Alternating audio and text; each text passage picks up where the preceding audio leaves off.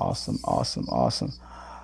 All right. Okay, so this is episode 48. We've been off for a couple of weeks, and I want to get this one in before Thanksgiving started. That just gives me another excuse not to do it. And I was like, you know what? No, that can't not happen. So, uh, what do you think, man? Sean, what are you getting prepared for turkey? I am, man. I am ready for Thanksgiving. I'd say Thanksgiving and Christmas my favorite. But sorry, guys, we've been really complacent for like the last 2 months, but we're gonna try to get better about that. Work's been nuts. So anyway, I know, right? what are the topics today, Chris? All right. Okay. So first thing is Stranger Things actress. Let's see, Millie Bobby Brown She's a says that great she actor. wants to be in The Walking Dead. Not officially. She just wants to do like an episode or whatever, or a cameo or Cameo. two. What do you what are your thoughts about that?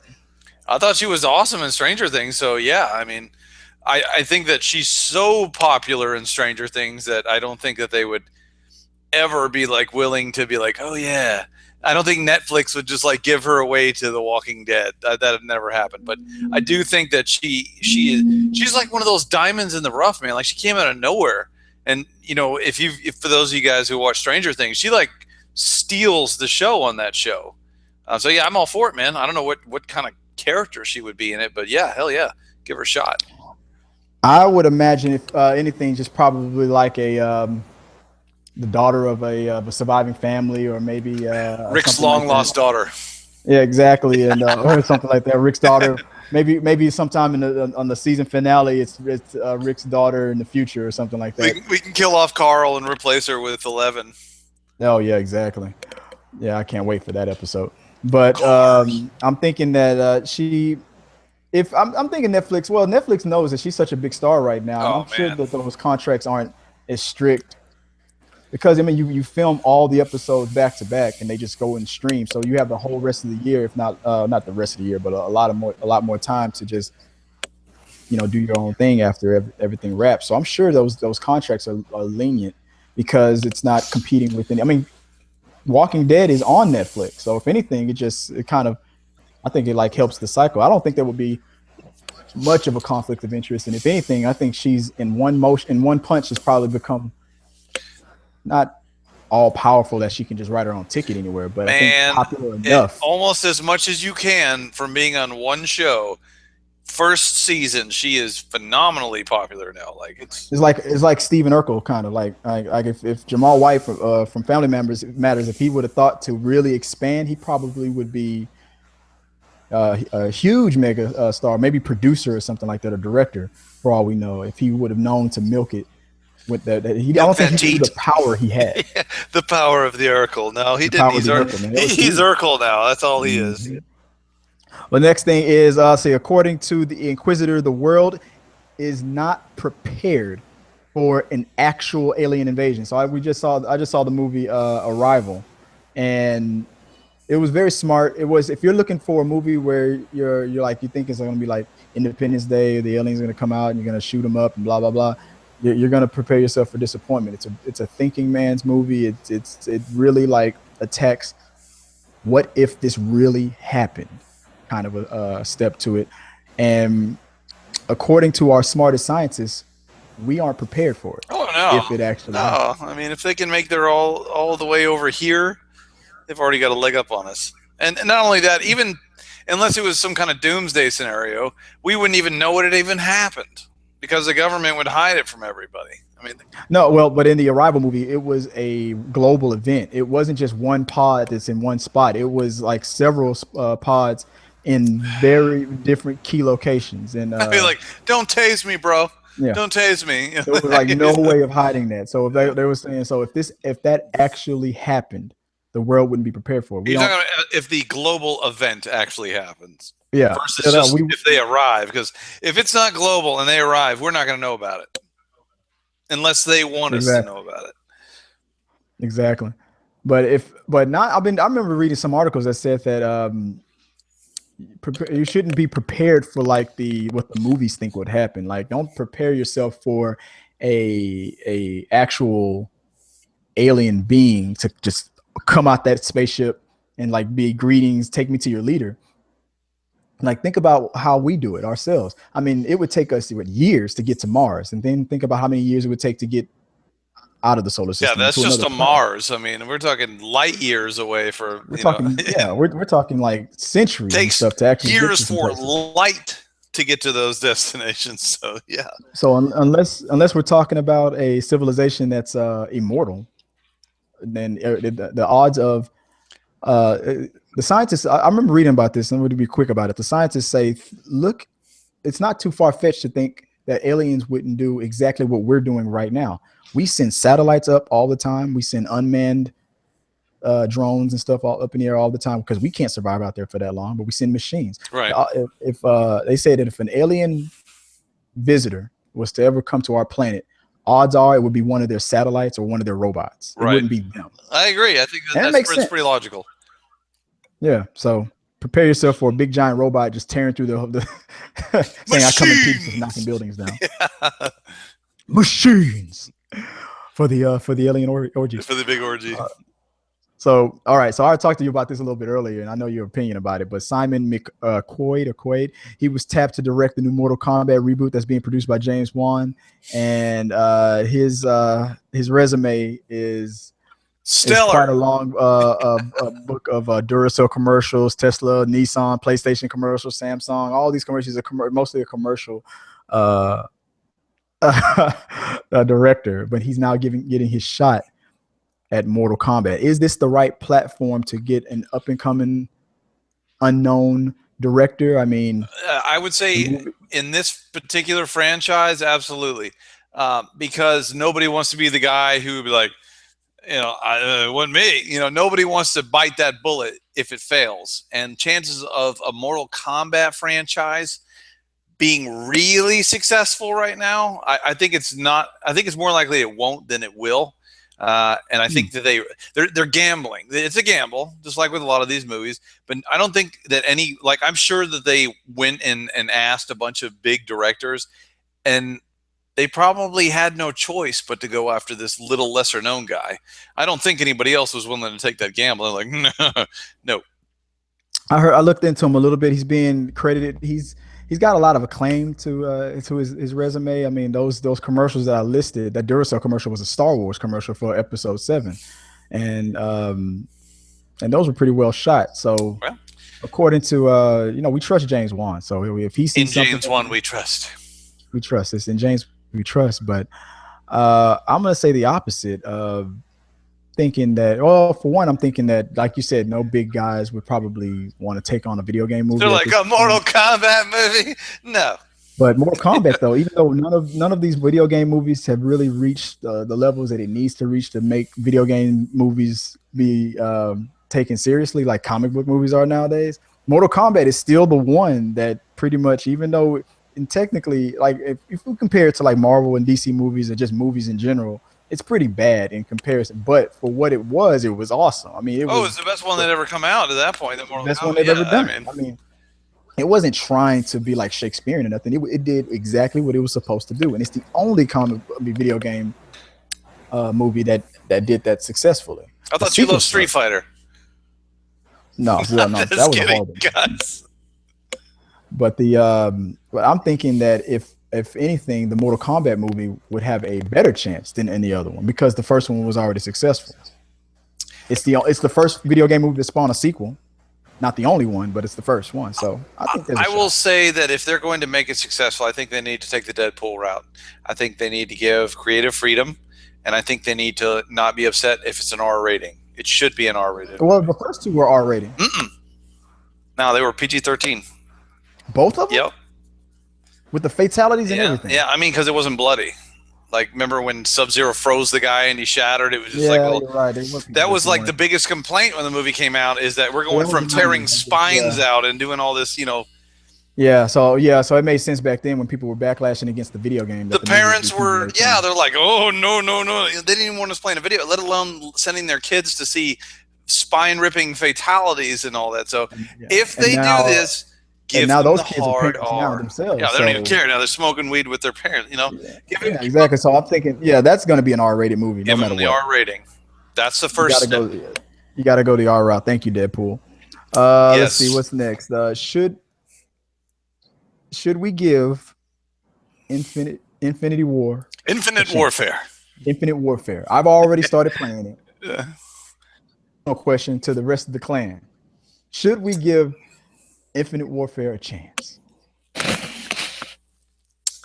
I'm very divided on this, Chris, and I'm sure some of you guys are. Those of you who are COD players and those of you who are not COD players. I've played Call of Duty since it was, on the PC Origins. I've played every one that's come out. This one in particular is probably the first one that I looked at it and I was really just like, I really don't want to play that. I played the beta. It was meh, but it was just a beta. It wasn't the finished version. And then the thing that bothers me a lot about this, without playing the full version, is knowing that two things. One, because as those of you who don't know, the big selling point for this was going to be that you would get Call of Duty Modern Warfare 4, or I'm sorry, Call of Duty 4 Modern Warfare remastered with the game. And then it came out that they're going to charge you an extra $20 to do this.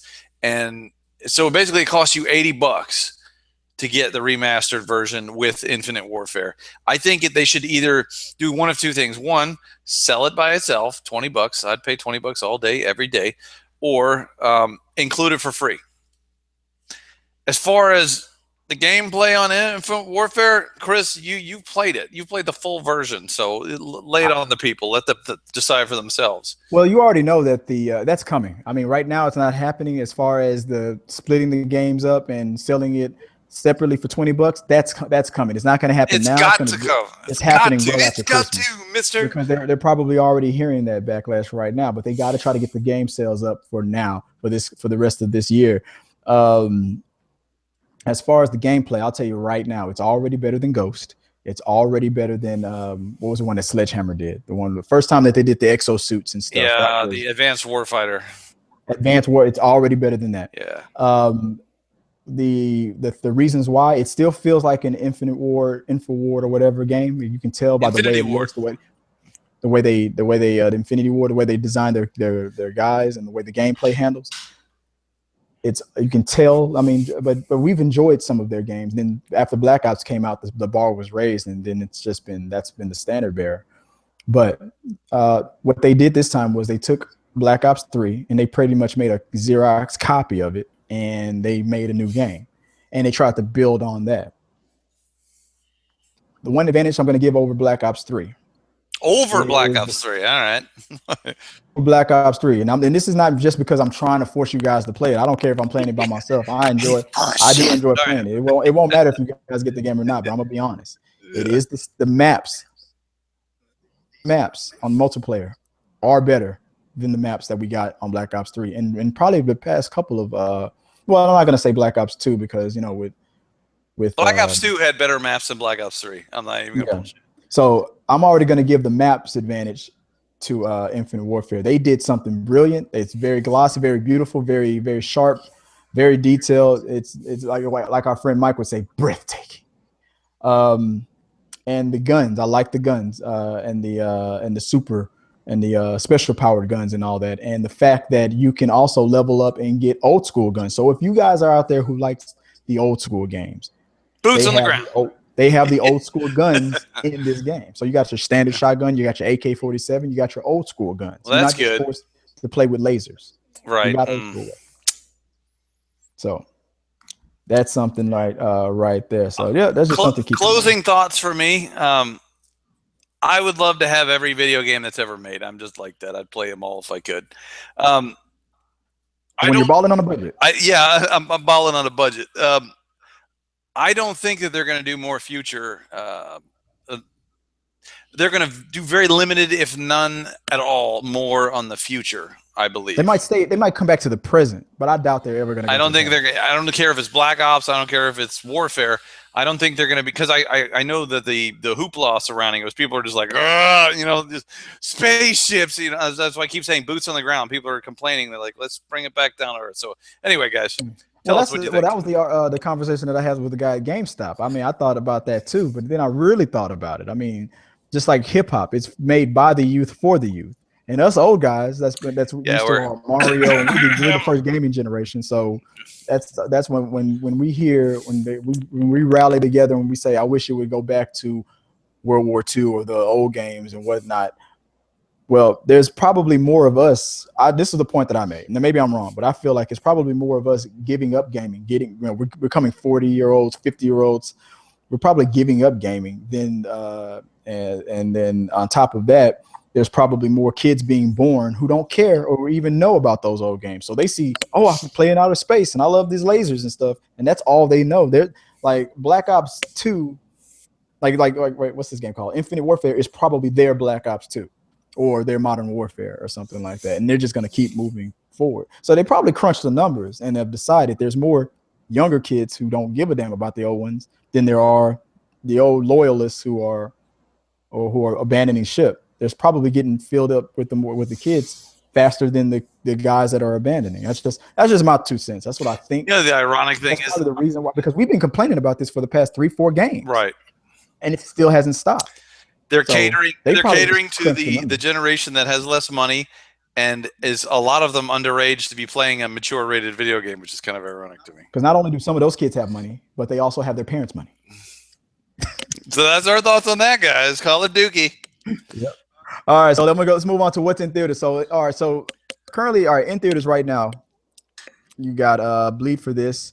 That's over 1,500 theaters. You have the debut of The Edge of 17. I really want to see that movie. That's in about 1,900 theaters right now. Is that with Woody Harrelson? Where he's a counselor? Yeah, I want to, or the teacher. Yeah, I want to see that too. Yeah, that looks funny. Fantastic Beasts and Where to Find Them is over 4,000 plus theaters. Manchester by the Sea, not so many. Nocturnal Animals in 37 theaters. Wow. Oh my God. Take, I think that's the one with Idris Elba, and Billy Lynn's Long Halftime Walk is in the over 1,000 theaters right now. Fantastic Beasts is taking the #1 spot, of course. Probably like 75. I still don't have any interest in really seeing it. I'll see it when it comes on video. When it comes to Xbox, I'll watch it. Exactly. So, I mean, congratulations to them. I'm still loving the fact that that I think what's his name, Doctor Strange is like it just now dropped to #2, and worldwide it's already brought in over $600 million. Yeah, they're like, yeah, especially for being the first in that. Usually it's like the first one to make, if it's pretty good, it'll make $300-400 million. But this one, right out of the gate, first entry in its saga, $600 million so far, which means it's probably going to clear maybe 7 or 8. Yeah, on the first one out the chute. Yeah, I mean, it's just like Ant-Man. I mean, right now you got these Ant-Mans, you got your Doctor Strange. These characters could not have been the first one out the gate. That Iron Man start was perfect. Captain America might have been a better choice to start with, but they chose Iron Man with Robert Downey Jr. It was a perfect start. Because of all that trust that they built, now you can take your Guardians of the Galaxy. Marvel can do no wrong. You can't do any wrong now. But if you would have started with the Guardians of the Galaxy or Doctor Strange or Ant-Man, these movies would have probably tanked hard. I'm just saying. There probably would not be a Marvel Cinematic Universe. Just think about that. All right. But still in theaters right now, you still got, it's already been 4 weeks, over 4 weeks, but they're still out there. So I don't know. Okay, so I know I haven't seen any of these movies. But will you see them if you haven't seen them already? There's still Madea Halloween. There's still Jack Reacher, Never Go Back. Ouija, Origins of Evil, and Keeping Up with the Joneses. The Madea movie, I kind of want to see. It looks kind of funny. The Jack Off Reacher, no. The other ones, no, and no. Ouija and Keeping Up with the Joneses? Oh, the Ouija board. Oh, wait. Keeping Up with the Joneses has that fine girl in it. Madea and Joneses at the end, at the house. Not at the house. We'll rent it out. Yeah. All right. So let's move on to spoiler bullets. Okay. So right now, I wanted to talk on. You can talk about whatever subject matter you want to talk about. Right now, I'm gonna give a little homage to the season finale of American Horror Story. Yes. I'm gonna call it, man. This to me was the best season since the first season. I honestly like this. Okay, that second part of that statement. Okay, well, you got me concerned. I thought you were gonna be like, "That's better than season one."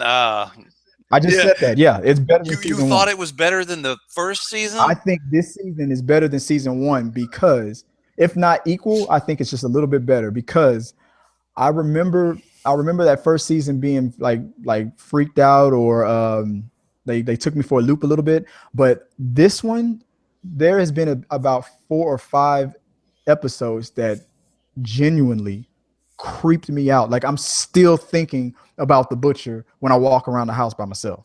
I mean, I'm literally thinking about that. She's Like, gonna chop your dick off with a cleaver. exactly. She's out there. I can tell. What about you? You got anything, any shows that or anything you've wrapped up that you want to give a quick review on?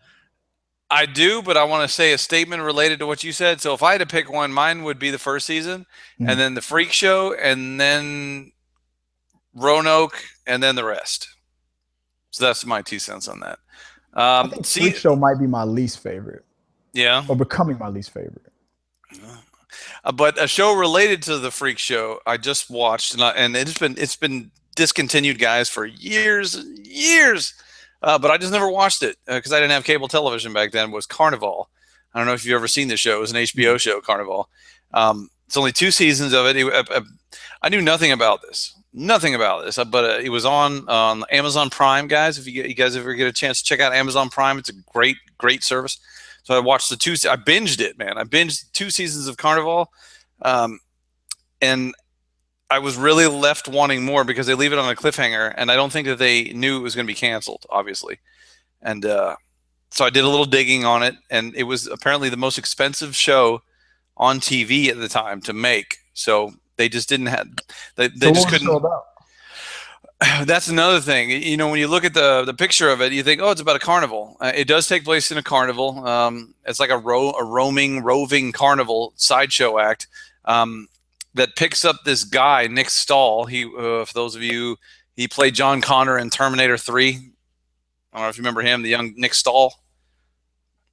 All Yeah. right, so in the show, real quick, you're introduced to him with where he sees his mother die, and then he's trying to bury his body, and then the carnival is trying to take the land his house is on. And anyway, long story short, he gets picked up. But then as the story progresses in the show, you find out that he's like this, not just a kid. He's like this really important.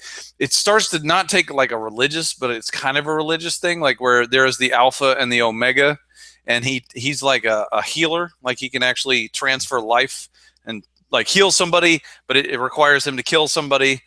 And then there's a priest who is the Omega, who's like the devil, but it's ironic in the show because he's this big priest and he's nationally known and he's like on the radio, and it takes place during the Depression. But anyway, guys, it's an HBO exclusive, or it was, so it was big, high budget Carnival. And man, I swear if you had asked me a couple years ago, because I'd heard about it, I would have said, I don't want to watch that. It looks stupid. But then I binged it and I was like, damn, man, I could see why this show was so big when it came out.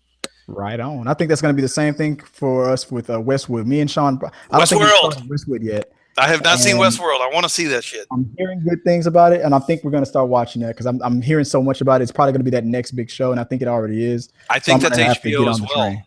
I think that's On HBO, and that's the thing. I thought it was on regular. I cable. can't When get said, it. Whoa, HBO! Oh shit, I should have been watching. I can't get it. That's the thing. I've no Xbox services, no Amazon Prime services. Maybe just if you have Don't cable. worry, I got Joe's password. I'll give it to you. Don't worry about it. Yeah. But all right, let's move on to the last subject matter. That is T3 predictions. We're gonna predict some things. I'm gonna run some things out. Sean, if you have any that you thought of that you've heard of, you got some predictions. I'm just gonna shoot them out to me. So I'm just gonna run down mine real quick and just let me know if you got any topics that you want to make a prediction. I'm gonna run off yours. So yeah, go ahead, fire away. All right. So we got coming up in the future. We got King Kong versus Godzilla. We already seen the Godzilla trailer. We've seen the Godzilla movie. We've seen the King Kong trailer. Now they're neck and neck. They're toe to toe. It seems like, based on the Godzilla trailer, that Godzilla has been tasked by, I guess, the Earth or the universe or whatever to be a guardian, just like Godzilla is. You know, like Godzilla didn't want to do anything. He's just sleeping until we woke up. Do you think King Kong is the lifeguard? I think King Kong is one of these chosen monsters to do exactly what Godzilla did. Because if you look at the trailer again, you notice that King You're gonna Kong, drop they said just bombs. leave him alone. He just wants to be by himself. Yeah. But then the conflict wasn't just Samuel L. Jackson. There was these other little creeper things, and this was back in what, the 70s. There was these other little creeper things that looked similar to what Godzilla fought. Right. So, and I was thinking to myself, well, how come they didn't mention it in the Godzilla movie? Well, okay, it was because it was probably secluded on that island. They probably kept it secret, kept it under wraps. And then when Godzilla came out, can't keep it secret anymore. We got to reveal that these monsters exist. So I'm thinking that that's what King Kong is doing. He's watching the island. He's minding his own business. If you don't bother him, he'll let you live on the island. He won't eat you. He won't step on you. But if you attack him, he's going to attack you. And if those monsters wake up, he's got to do his job and keep them at bay. I think that's what Godzilla's doing. I mean, King Kong's doing there. But my prediction for us who will win, I think King Kong will win, and then they'll still come together as friends. Yeah, I was gonna say this is a Batman Superman versus Superman deal. They're gonna fight. All right, bro. Let's do it. Once they realize that they're both doing the exact same thing for the planet, I think that's what's going to be their Martha moment. Their Martha moment. So what do you think? So out of King Kong, so you've seen what this ape can do. I know they're not going to kill each other. So the question: Godzilla, what do you think, based on what you've seen? Who do you think would win in a real fight? I think the question is, in this particular movie, who is going to win the first fight? Probably the first and only fight, right? Right. They're not going to kill each other. Of course not.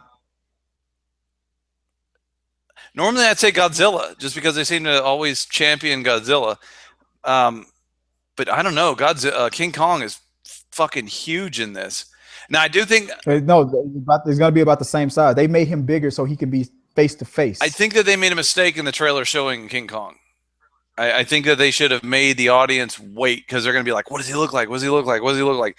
If they had just showed, because remember the last one, they just show his legs like these big trees on the horizon. Yeah. They should never revealed during the pre-production that they were going to make him bigger. Yeah. I get that, but I'm saying I don't think they should have showed his head in the preview. I think they should have just showed his legs walking by or something like that. You don't think you know what an ape looks like? Yeah, but you know what I'm saying? Like, leave a little bit to just, like, you can't wait to see the movie just to see what Kong looks like. You know? You're an apist, Chris. You think all of us apes look alike? That's racist, man. Word.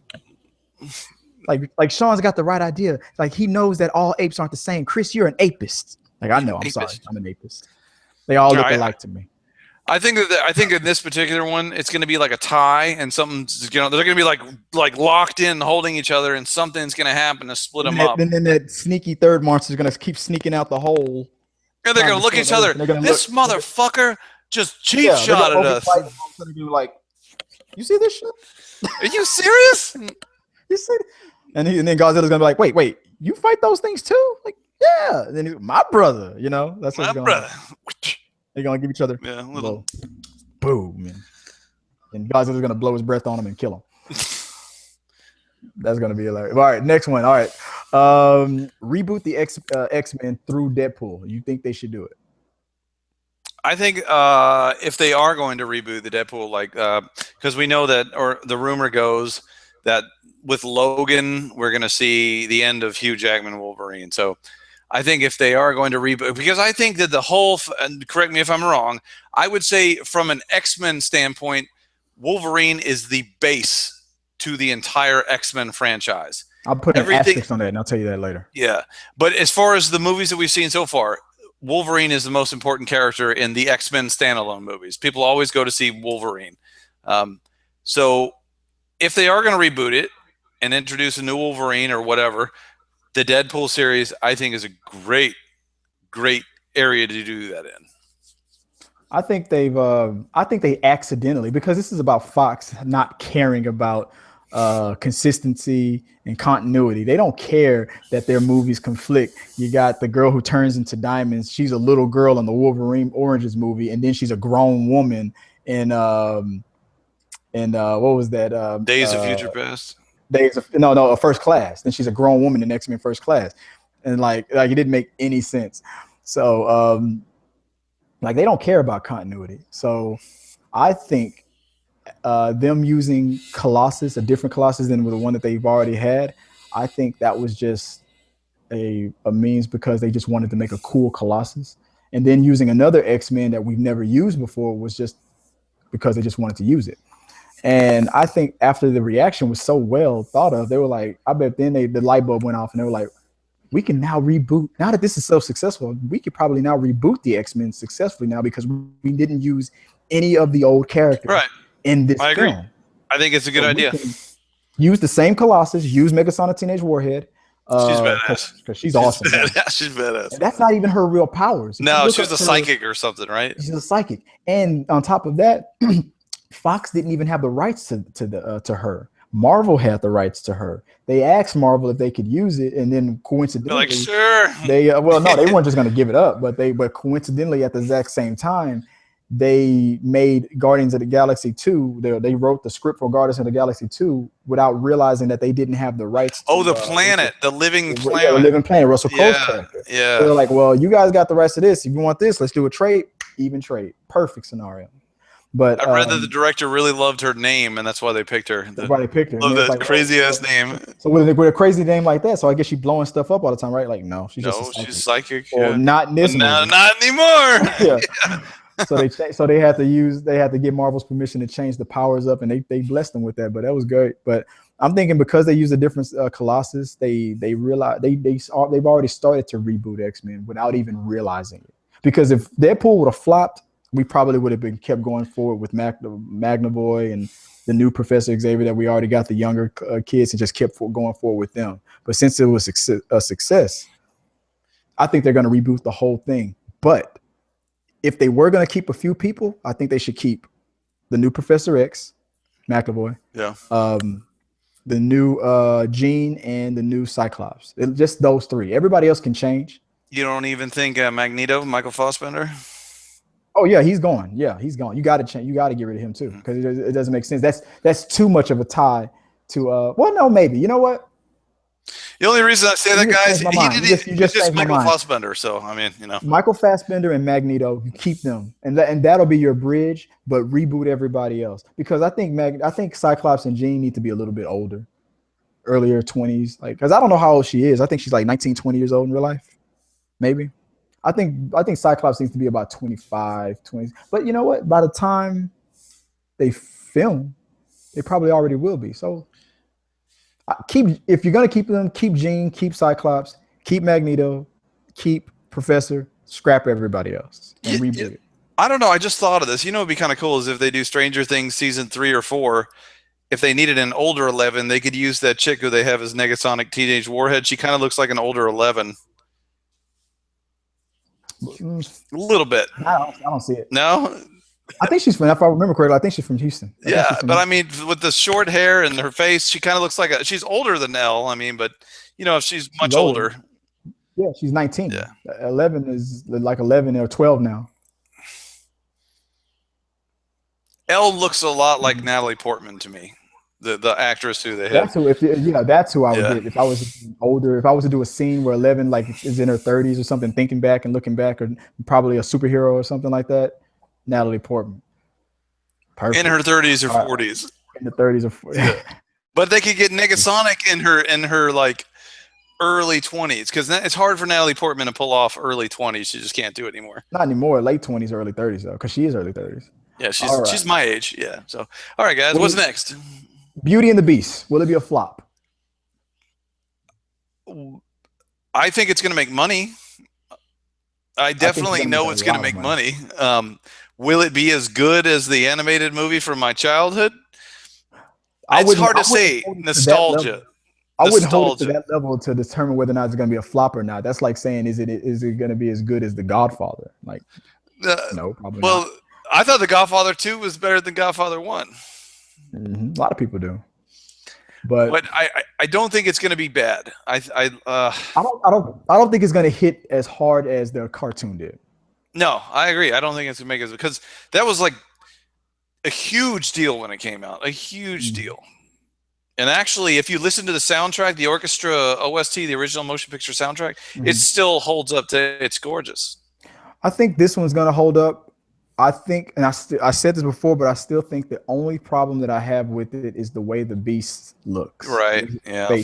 Kind of looks. It looks too where everything else is like. I mean, you got a movie where you got a talking candle. Of course, it's gonna look cartoony, but you think it looks like they cheaped on the most important thing. I think that they were going for the most realistic version of this that they could get, and I think for some reason I don't think the Beast fits it. I think the Beast could have been Beastier.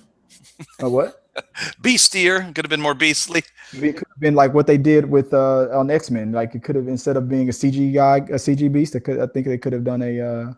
You're literally talking about Beast from X-Men, the blue guy. Yeah, like they could have did something like that and had what's it called, effects? Not special effects or CGI, but conventional. What's the word I'm thinking of? Prosthetics and stuff like that. Yeah, like regular makeup and everything. I'm thinking they could have did that or did a little bit of both. Enhanced conventional effects. Yeah, everything in that trailer didn't take me out except for the Beast for some reason. Just the way his face animated.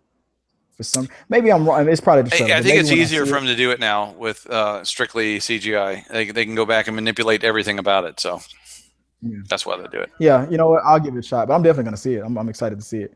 All right, now my next one was Ash versus Evil Dead featuring Kevin Sorbo.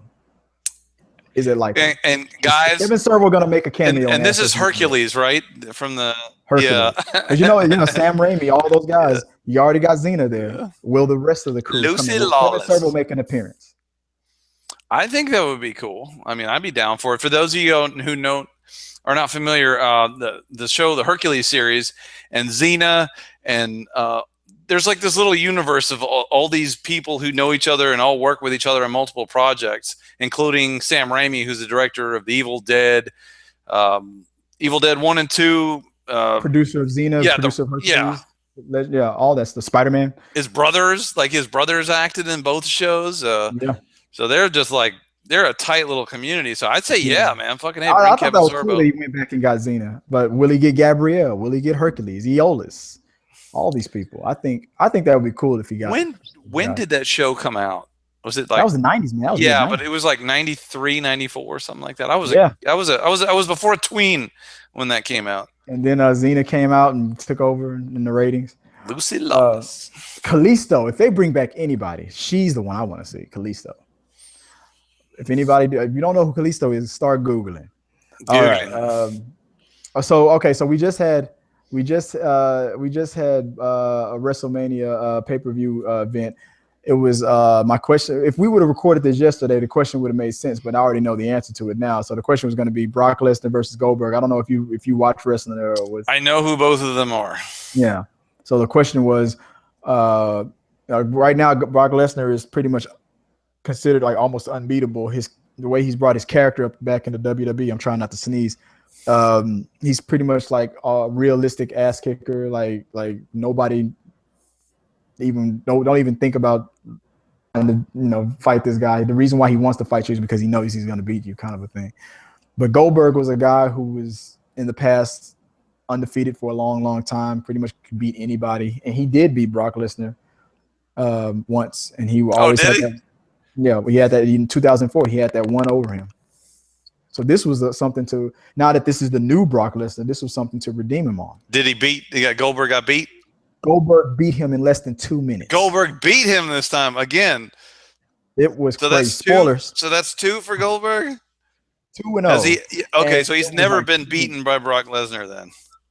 Yeah, so it was a shock, but but behind the scenes, if you look at it from a business standpoint, what really happened was, Goldberg is retired. I was going to say he's going to be retiring soon. No, he's been retired. Okay, well then that makes sense. Give him a little passion thing. This was just a comeback for the publicity thing. Was he still cut? Goldberg, was he all ripped?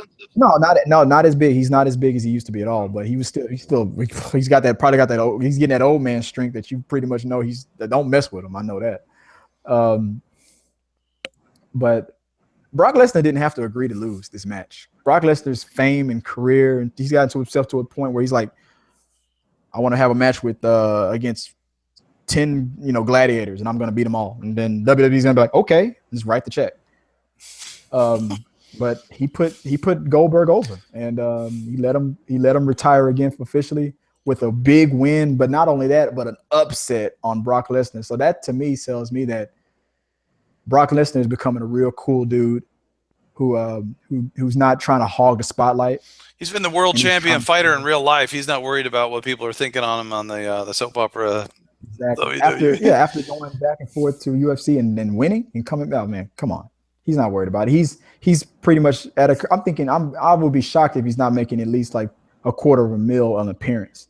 You know, so I don't think he's going to be doing much more in 5 years from now as far as fighting and stuff. He'll be doing like he'll be on the ring next to the ring and maybe make cameos and stuff. But I think he's going to kind of exactly. He's built his legend up to a unique. It's kind of weird. It's kind of almost like what the Undertaker is kind of doing. But you know how sometimes these old guys come back and it kind of feels weird. With the Undertaker, it doesn't. It still feels cool. Brock might be getting to that level, but who knows? All right, my last question on this one was, and then throw any predictions that you want to throw at me after this one. But my last one was, let me ask you this: what about? Did you have any? Did you think of any stories that you know of that you want me to predict the outcome with you on? Not that I want you to predict the outcome. No. So what was the last one? All right, so it's the last one, and we're gonna call it because we got some gaming to do. All right, so a petition is out. As you know, we got a new president-elect. Donald Trump will be our president after in January when he's sworn in and Bro Obama goes out. Bro Obama. He didn't win the popular vote. He only won the Electoral College. So he got the right votes in the right states to become the president. But if you want to go by, Hillary Clinton got more votes. All the senators got their seats from the most votes, but the president gets it through the right states, kind of a thing. Didn't he judge it and say it's all rigged and blah blah blah? It's horrible. Yeah, and then he went. He's like, it's great. This thing is great. He about face on it. Yeah. Well, the weird thing about it was even he was asked about it. He says, because years ago he said he hates the electoral college. It should go by the popular vote. And they say, well, now that you lost the popular vote, now that you won the electoral college, do you still think we should get rid of the electoral college? And he said yes. He's still sticking. I got to give him credit for that. He said, hey, he knows he pulled one over in Hillary. He's like, damn. He pulled it out. But he still said he wants to get rid of it and go by the popular vote, which would be interesting. But it turns out, like, if you know, Key and Peele did a skit about this a long time ago. What our votes really do is when a state goes red or blue, then the people that are in the electoral college, these anointed people then are activated to, on December 19th, put their votes in. That really is what makes a person become a president. What we just did was we made our state, whatever state you're in, we made our state pick. Like, all right, I'm in Texas, so we're in Texas. So Texas went red. So the two people that were anointed or picked to represent the Texas Electoral College was probably a Republican, some Republican guy. I don't know his name. I don't know who they are, but some Republican guy was picked, some citizen. He's now in the Electoral College. He was picked. So he's going to go up there on December 19th and for the state of Texas, vote for Trump. That's how it works. So if a state goes blue, then somebody's picked from that's a part of that union or membership or whatever in the Electoral College. They get all those points. They gather all those points together, and they're chosen. If it goes blue, they pick some Democrat, and then he goes and gives those points to Hillary. And then it goes pretty much the same. It's supposed to go the way the states actually went, but the Electoral College people are not obligated to do that. They can go, and it's been done before. They can go against what the state went. So just because the state went red and they picked somebody who represents red, that guy could still hate Trump or hate Hillary and go vote the other way. So a petition went around asking for the Electoral College people from the 3 states that flipped, that were supposed to go blue, that went red, that got Trump the lead. Even if the person that was picked was a Republican, there's probably a chance that you might be a never Trump guy. They're begging them, like, please vote for Hillary, give it to Hillary. And it's not likely, but if it happens, Hillary would then become the president of the United States after he's been the president-elect for all these weeks or months or whatever, or a month or whatever. on the December the 19th, if all the states go, if all the electoral college people go the way their states went, he's the president.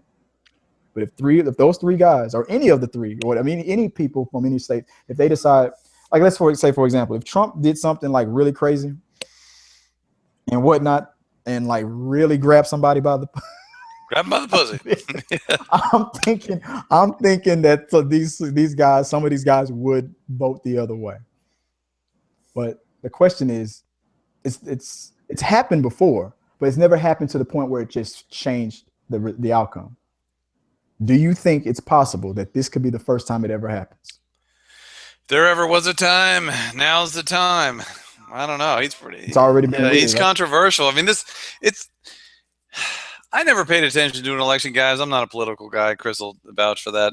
But I actually paid attention a little bit this time, and you know, the thing that shocked me was I thought this is supposed to be like a little more professional. This is like, well, he did this and she did that and blah blah. You know, it was like like them throwing mud in each other's eyes the entire time. It's like this joke. Like, it's all over the newspapers, all over the radios. Everybody's talking about why. I mean, holy shit, they went below the belt.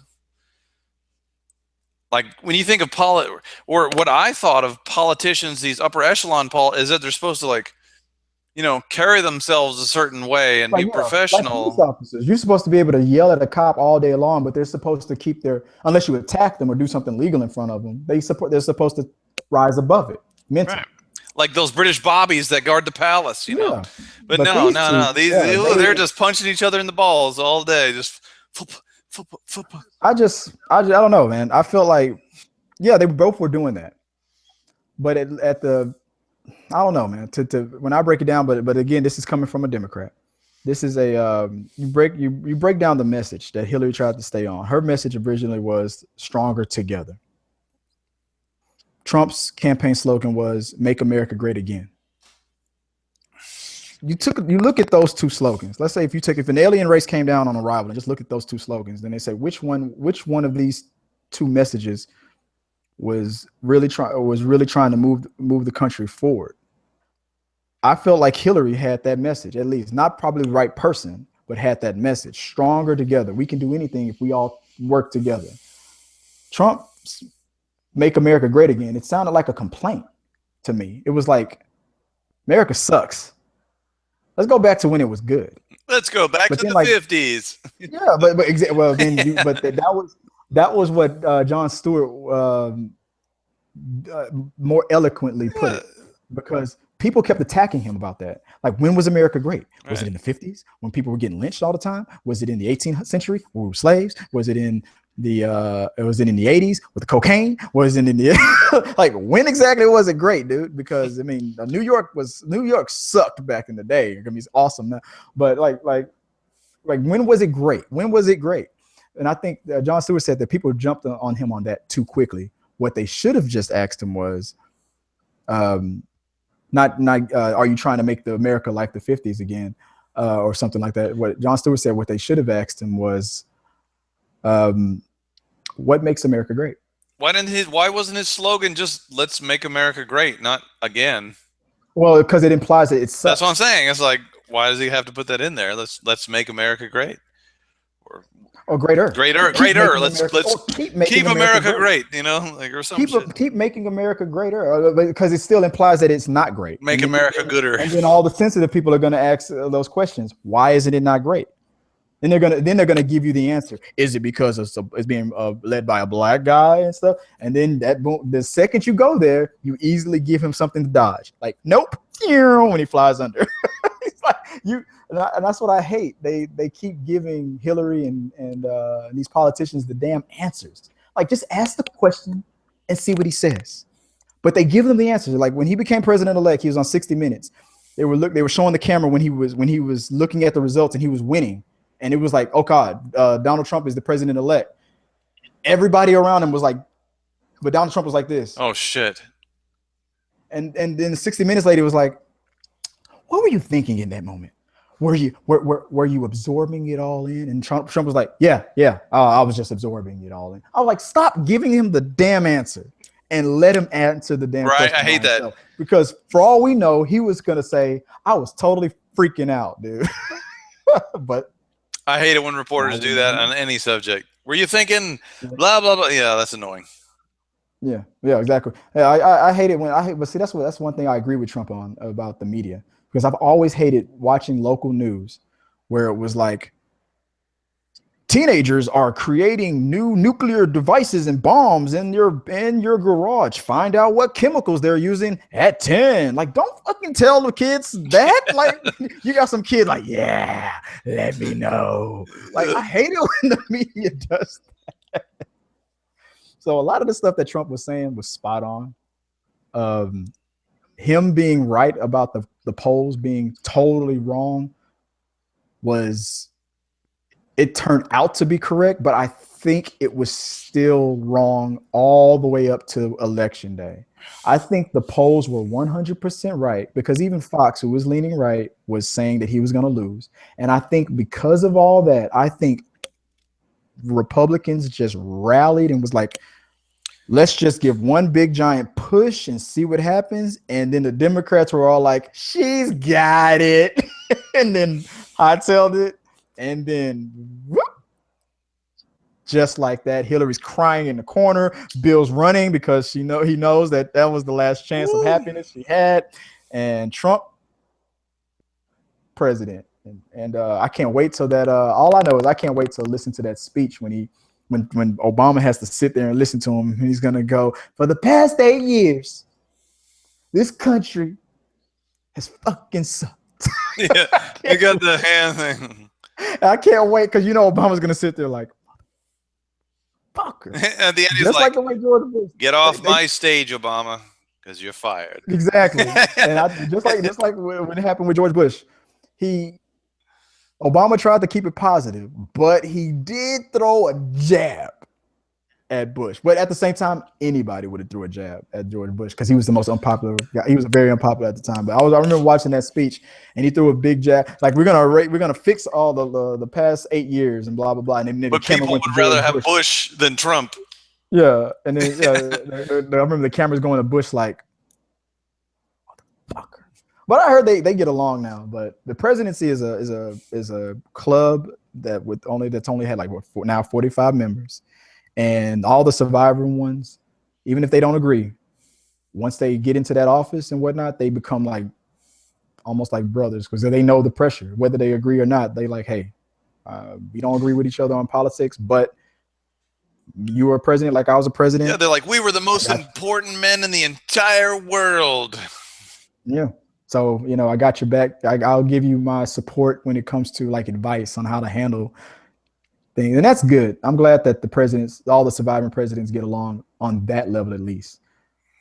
But it's kind of funny, like when Obama said it to George, can you give me some words of advice? And they always leave a note for each other when they're leaving. They leave a letter to the next guy, said, they leave it in that drawer.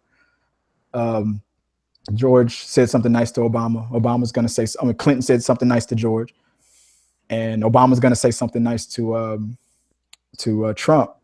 I'm curious on what Trump's going to say. Was he going to leave a note? Is he going to like, I'm doing away with that? He's going to be like, if you find the nudie magazines in the Oval Office under the drawer over there, they're totally not mine. I think Barack left those. My pen is broken. My pen is broken. Obama took my pen. Just let you know. Good luck. God bless. No. All right, guys. I've been ranting on about that a little bit, but at the end of the day, I'm going to say good luck to you, Trump. Hope stop tweeting. That's my only advice. Don't burn our country down. That's all I'm saying. No, I don't think he's going to burn the country down. I just think that he'll get himself he hasn't been sworn in yet, and he's already doing controversial stuff.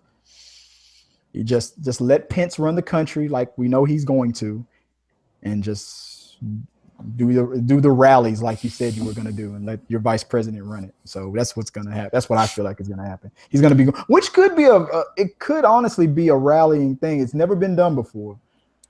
And I was saying, hey, Obama never did it, but even if he did do it, he would have got criticized for it. But Trump is probably going to get away with it because again, he doesn't have the experience. But if Trump lets Pence do all the work, and then Trump just goes around the country hosting rallies, which would be a waste of taxpayer dollars, but still, it would still generate positive feed, positive buzz around America. So the president's going to come to Houston. He's going to talk and he's going to do this. It's going to be funny. He's going to energize and stuff. You might not like him, but he might win you over. And this and that and the other. And he's going to go to here. He's going to go there. He's just going to go all over the place. I know there's a war going on over here, but the president's going to Massachusetts. You know, so it might work. It might. So if it does, great. If it boosts morale, great. If it doesn't, 4 years. So let's see what happens. Good luck. All right. Enough politics. This has been Talking Through the Media. This is episode 48, man. I tried to make this one a short one, but I just jibber jabber so much. Chris loves the politics. I love the politics. Suck at that political teat. Sucking on the. I want to be a lobbyist one day. I want to be a lobbyist for video games or something cool like that, or for movies or something like that. I want to make the movies great again. I want to go to Hollywood and then I want to. That's his hat, making movies great again. I want to go to Washington and I'm going to say, Mr. President, look, what if we made an awesome movie about your life? You give us a couple $1 billion, make our movies, make this stuff, and then we can make your. I bet you I can make that happen. I'm going to lobby for Hollywood and see if I can get the Trump story. Just call it Trump. Trump. That's probably what his biography is going to be called. Oh my God! Can you imagine what Hillary? I can't. Oh man, I want to see that moment when Hillary was like crying or something like that, and just can't. And oh my goodness, that's so sad. It's so sad. You had the first black president. You had a chance for your first female president. Honestly, I would have said no, that's it. It could have been whatever from this day forward. But if the country would have got those two things out the way real quick, even if it was for 4 years for Hillary, just get it out the way. Progression. We did it. That's how much they did not want Hillary in there. They did not. A lot of people didn't. So yeah, technically more people did than didn't. But that's the popular vote. And with that, guys, I'm gonna sign off from being my little liberal ass, my little punk ass PC political correct, whatever you guys be calling us. I know I'll take it. We lost. I'm gonna take the loss. We lost. We're coming back though. Coming back. Talking Through the Medias. Sean, man, what's up, man? What are you gonna be doing this week? Watching the movies, playing the games, killing noobs. Yeah, well, while I'm doing that, I'm gonna be eating the turkey, eating the gravy, and eating the cranberry. That's true. The turkey day. Yeah, I'll be killing some turkey too, drinking some beer, watching movies, killing some noobs. Yeah. That's how we sign it off. Awesome, man. Outstanding, guys. Hey, if you like this little show that we do, come on, like, subscribe, hit the comments, and just tell us, hey, man, I don't give a damn what your opinion about Trump is. He's the president. Trump's country now, boy. Put it in the fucking box. Damn right. You goddamn right. Goddamn right. Chappelle. Thank you, Chappelle, for making us laugh at this stuff. It's going to be awesome. All right, guys. Till next time.